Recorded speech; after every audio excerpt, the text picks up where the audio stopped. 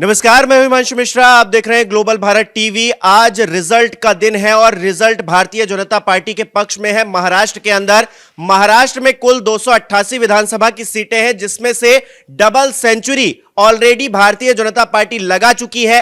लेकिन सवाल यह है कि इस जीत का असल हीरो कौन है। प्रकाश मेरे साथ मौजूद है। प्रकाश, योगी आदित्यनाथ एक नारा देते हैं, बटेंगे तो कटेंगे, और उसके बाद ये रिजल्ट हम देखते हैं, तो क्या उन्हें हीरो माना जाए या फिर कोई और है जिसने पीछे से गेम किया है और भारतीय जनता पार्टी गठबंधन को इतनी बड़ी जीत मिल गई है? देखिए, महाराष्ट्र के जो मतलब रुझान अभी तक आ रहे हैं हिमांशु, जब ओवरऑल उस राज्य पर बात करेंगे तो बहुत सारे फैक्टर्स हैं, लेकिन निश्चित तौर पर योगी आदित्यनाथ ने जो हरियाणा चुनाव के दौरान, उत्तर प्रदेश उपचुनाव के दौरान, आपको याद है, जो बटेंगे तो कटेंगे का नारा दिया, उसने निश्चित तौर पर जो बीजेपी का कोर वोटर है उसको कंसोलिडेट किया, और साथ ही जो मेजोरिटी है इस देश की उसको एक मैसेज भी गया।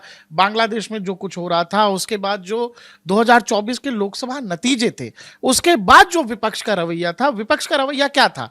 वो चुनाव हारे थे, लगातार तीसरी बार नरेंद्र मोदी प्रधानमंत्री बने, बावजूद इसके विपक्ष का रवैया ऐसा था कि जीत उनकी हुई है, वो जीते हैं। और लगातार इस देश में जो हमारा आर्थिक तंत्र है और जिस तरह का ताना बाना है, एक तरह से लगातार हमने देखा कि कोशिश की गई कि देश के बाजार को, देश की इकोनॉमी को बार बार गलत ठहराने की, एक तरह से हमला करने की। और दूसरा, संविधान खत्म हो जाएगा, लोकतंत्र खत्म हो जाएगा, देश बर्बाद हो जाएगा, बेरोजगारी है।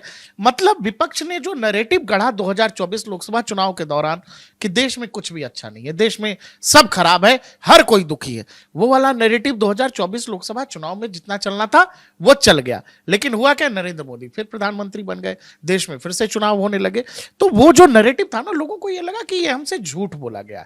दूसरा, उस दौरान जो 8500 रुपए खटाखट, लोगों को ऐसा लगा कि ये राजनीतिक लोग जो हैं खुलेआम एक तरह का राजनीतिक फ्रॉड कर रहे हैं, आप खुलेआम इस तरह का झूठ बोल रहे हो बस चुनाव जीतने के लिए।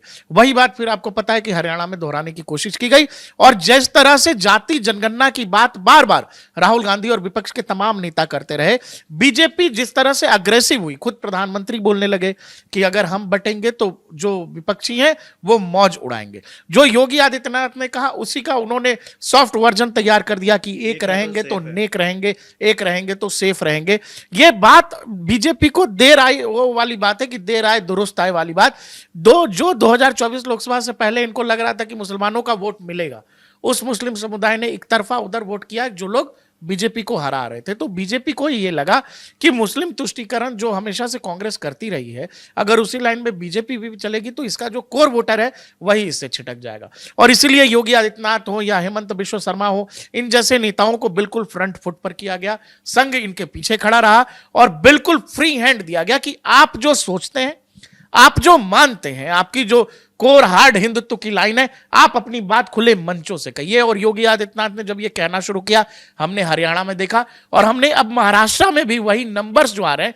बहुत सारे फैक्टर्स होते हैं, बहुत सारे किसी चुनाव में फैक्टर होते हैं, लेकिन जिस तरह से ये नंबर्स हैं, मतलब ये तो प्रचंड जीत है ना। अब क्या होता है, क्या बचता है?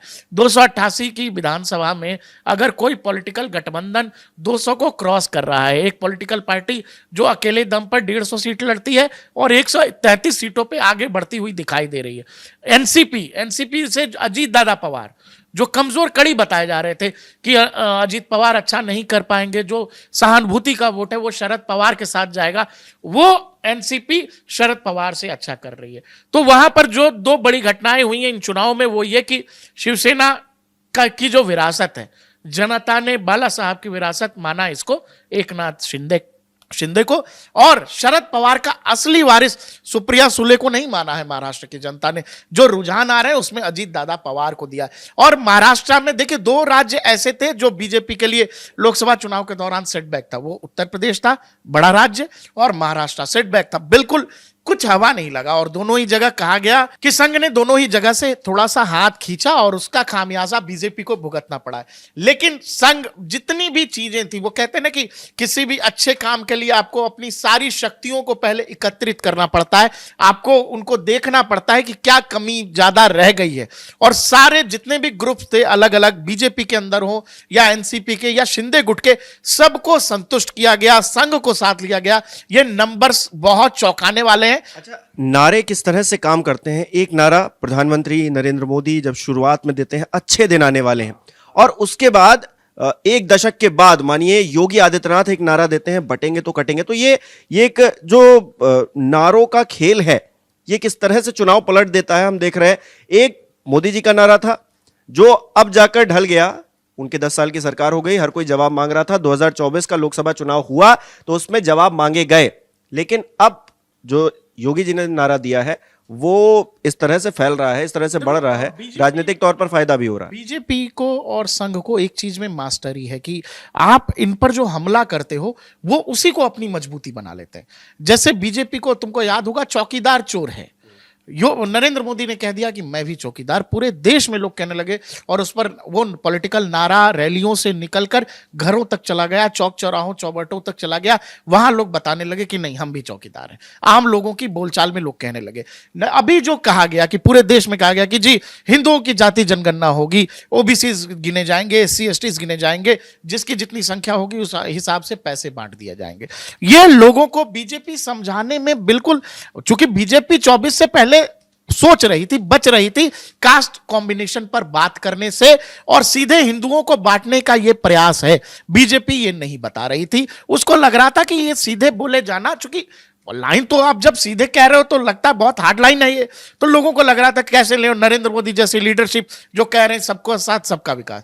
लेकिन जो नतीजे आए उन नतीजों के बाद बीजेपी को ये सोचने पर मजबूर होना पड़ा कि ऐसे तो काम नहीं चलेगा, हमको हमारे वोटर को एड्रेस करना ही पड़ेगा। इन लोगों ने एक कहते हैं ना कि सुधार करने वाली, ये सुधार की प्रक्रिया से गए। संघ इसमें सम्मिलित था, बीजेपी की टॉप लीडरशिप सम्मिलित थी, और वो जो भविष्य के सितारे हैं नरेंद्र मोदी के बाद बीजेपी कौन लीड करेगा। जैसे जब अटल आडवाणी थे तो कहा गया कि उनसे अग्रेसिव नरेंद्र मोदी, नरेंद्र मोदी के बाद कौन।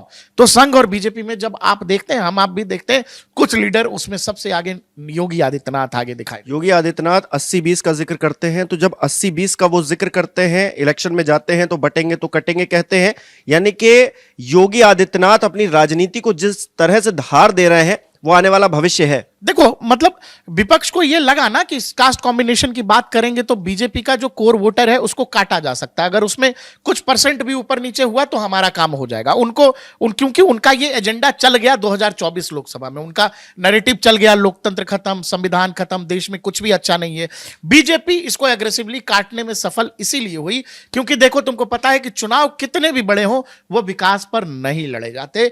चुनाव जिन मुद्दों पर लड़े जाते हैं वो मुद्दे यही हैं। जो कास्ट कॉम्बिनेशन की बात अगर राहुल गांधी कर रहे हैं तो बीजेपी ने उसका काट निकाला, और योगी आदित्यनाथ ने जब कह दिया कि भाई बटोगे तो फिर बांग्लादेश वाली हालत हो। चलिए अब बटेंगे तो कटेंगे, ये तो एक नारा था, लेकिन ना बटे हैं और ना ही उस तरह की कोई बात हुई है। भारतीय जनता पार्टी सेफ है क्योंकि प्रधानमंत्री नरेंद्र मोदी कहते हैं कि एक है तो सेफ है, तो भारतीय जनता पार्टी सेफ हो गई है। उसने भी अच्छे नंबर्स हैं, उसने शतक जड़ा है, जबकि गठबंधन ने दोहरा शतक जड़ दिया है। तो ऐसे में महाराष्ट्र के अंदर एक नारे ने योगी आदित्यनाथ ने किस तरह से चुनाव पलटा, इसको लेकर आपकी क्या राय है हमें कमेंट करके जरूर बताइए। बहुत बहुत धन्यवाद।